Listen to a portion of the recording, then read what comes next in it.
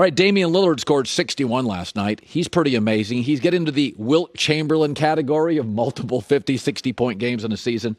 You know, it's interesting. It's amazing how important branding is.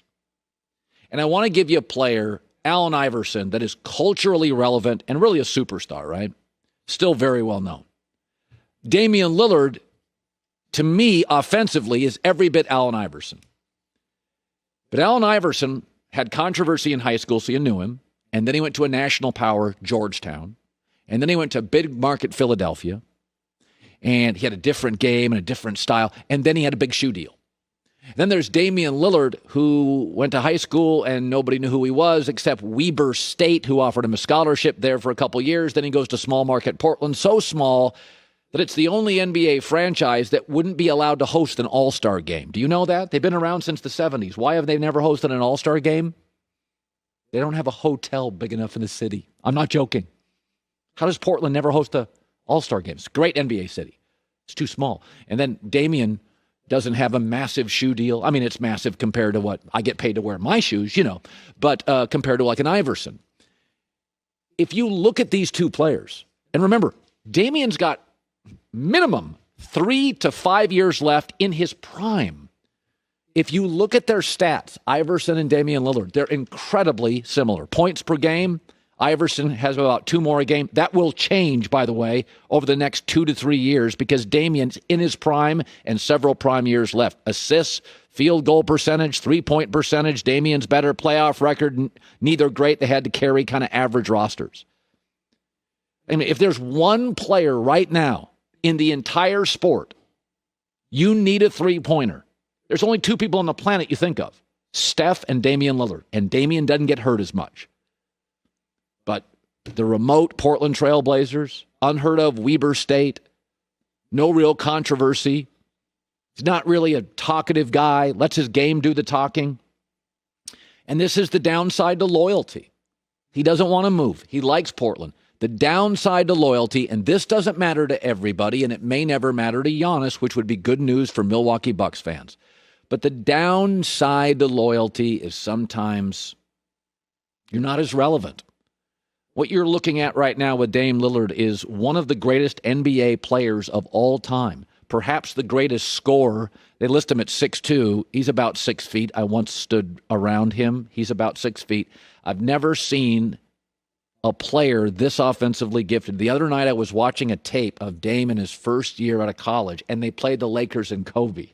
And Dame was just insane. And Kobe Bryant, they asked him about it after the game.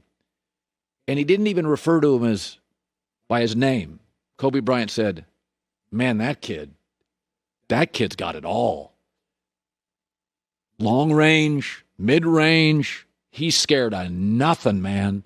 Scoring at the basket, but he's loyal. And he's not controversial.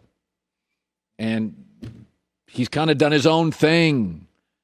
And he's in a city that can't even host an all-star game because it doesn't have a big enough hotel. And he's super loyal. And when you look at it, you're looking at one of the greatest scorers, perhaps the greatest scorer in the history of the league at his height.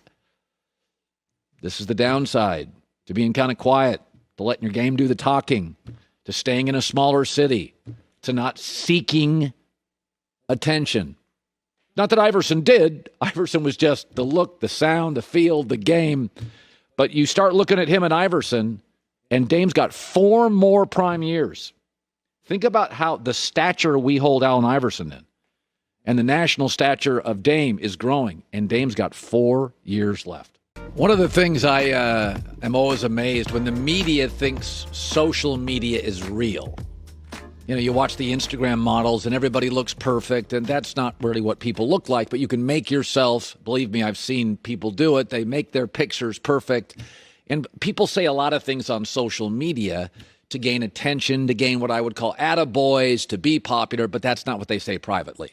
There's a huge gap between public social media commentary and like how people really talk and how people really feel. That's why I don't do, I mean, to me, Twitter's kind of a roll your eyes, make jokes, crack jokes. I don't take any of it really seriously.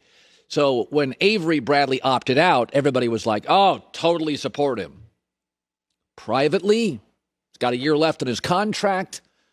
LeBron James doesn't have many championships left for his legacy. I don't think he's probably the happiest guy in the world, but I understand, very happy, very supportive. It should be mentioned that the NBA bubble and the NHL bubble, the NHL has now done 7,000 tests. 0 positives. NBA, no positive tests. These are the safest places in America. The safest places in America, the whole country, are in these professional sports bubbles. And it's going to be very interesting. The Lakers in the first round are either going to face Devin Booker or Damian Lillard. They don't have anybody to guard those guys. They've run out of guards. I mean, I guess we can once again ask LeBron to carry a franchise. This is what we do. LeBron, just make it work. The Lakers are last offensively in the bubble in everything. That's with LeBron. At some point in his 17th year, we can't ask LeBron to do everything all the time. Yes, he's great. So was Jordan, but Jordan went 8 years between James Worthy in college and Scottie Pippen with a title. He couldn't do everything. New staff, new position, old roster. The reality is this was a big year for LeBron. Denver and Dallas are very good, but they're babies. They're kids. They're fun to watch, though. Utah's really, really explosive, but small and flawed.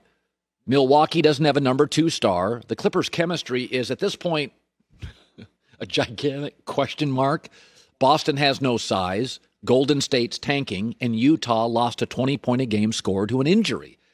This was really an opportunity for LeBron. I've said before, I think this was the best one. Anthony Davis is healthy. Anthony Davis, who's had injury issues. LeBron's in his 17th year. They got a 4-month body break. This was just perfect for them. And the Clippers' chemistry, which was a little odd, they didn't play for 4 months. So that makes it even weirder. It's just going to be very interesting. Avery Bradley was a real loss. And I'm not blaming people for opting out, but it's interesting. I don't think we can just keep asking LeBron to put on the cape and save the day. That's not, look at his record in the finals. I mean, as great as LeBron is, it's like I always say about Tom Brady, as great as he is, Tom Brady is about 6 plays from being 0-9 in Super Bowls. That's with Belichick. He could also be 8 plays from being 9-0. But this is an inches league, not feet, not yards, not miles. And I just look at the West, the guards, the shooting, and once again, LeBron James has to save everybody. Man, that is asking a lot in year 17. They could really use Rondo and really use Avery Bradley, regardless of what everybody says on Twitter. Hi, everybody. Thanks for watching. Subscribe here to get the latest from the show. Also, be sure to check out more of the best clips from The Herd or go watch a few segments from other shows on FS1.